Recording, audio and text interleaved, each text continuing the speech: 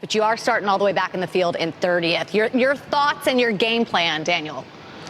Hello, Shannon. I Hi. hope you're doing amazing. I'm super cold here. Maybe you can tell, but I'm shaking a little bit. But no, I mean, talking a little bit about racing, my car is actually, it's been pretty fast. It hasn't been handling great, but it's been fast. And I'm happy with that. We just have to make the car handle a little bit better. Hopefully, we already made some adjustment from yesterday for today and see what we got. But honestly, I'm confident of what we got, and I think we're going to be able to pass a lot of cars tonight. So, Daniel, you've made 10 starts at Martinsville. You've got a couple of top 10 finishes. I know you never raced there in the Xfinity Series, but what's the first thing you thought when you saw this little half-mile paperclip racetrack with concrete corners? Honestly, it's just different than everything else I have run. You know, obviously growing up in Mexico, we have some short tracks in Mexico, but everything is different. Everything is very bumpy over there, and quite different than here. But it's been different. I really learned that obviously braking zones are extremely important. People say that if you are good in braking zones in road course kind of racetracks, most likely you're going to be fine here in Martinsville. And I have come to realize that, even though that it has taken me some time. But yeah, it's been a fun time here in Martinsville in the past. I feel like I have had great cars. I have had bad cars as well. And I honestly feel, even though that we're starting deep in the field, I feel like we have a good one for tonight.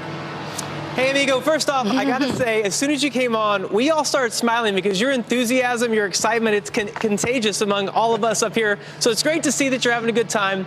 I want to go back just a couple of races to COTA, the last road course race.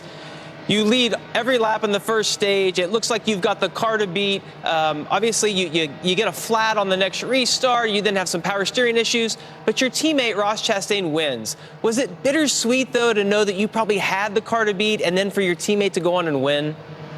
You know, it was a very, very tough weekend for me because on Saturday we were, in my opinion, probably one of the best cars, if not the best car. On Sunday, the same thing. A lot of people didn't know this until now, but we started having steering issues in the middle of stage one. So we were leading the race, and we were already having issues with the steering.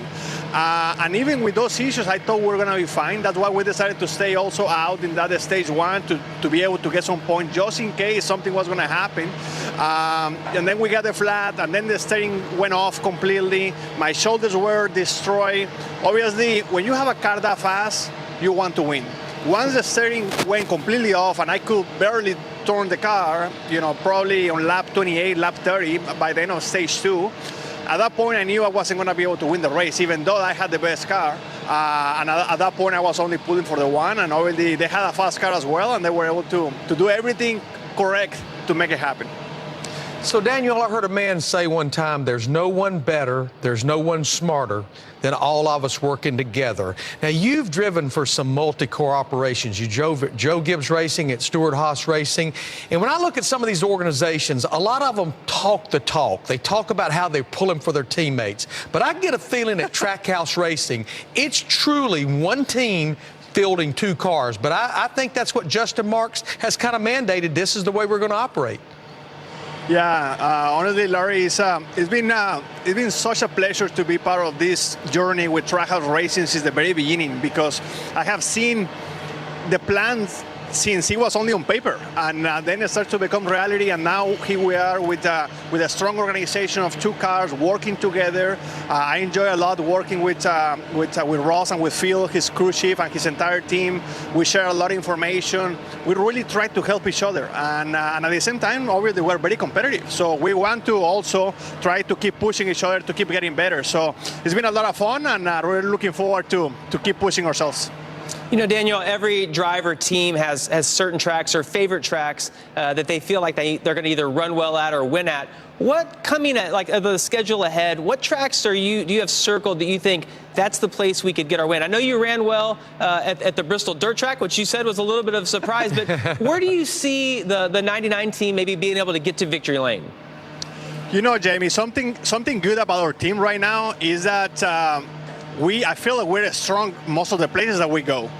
Richmond was, I would say, that the first race that we actually didn't have a lot of speed, but everywhere else I feel like we've been good. Over the road course races, I feel like we're going to be extremely strong based on our performance in COTA.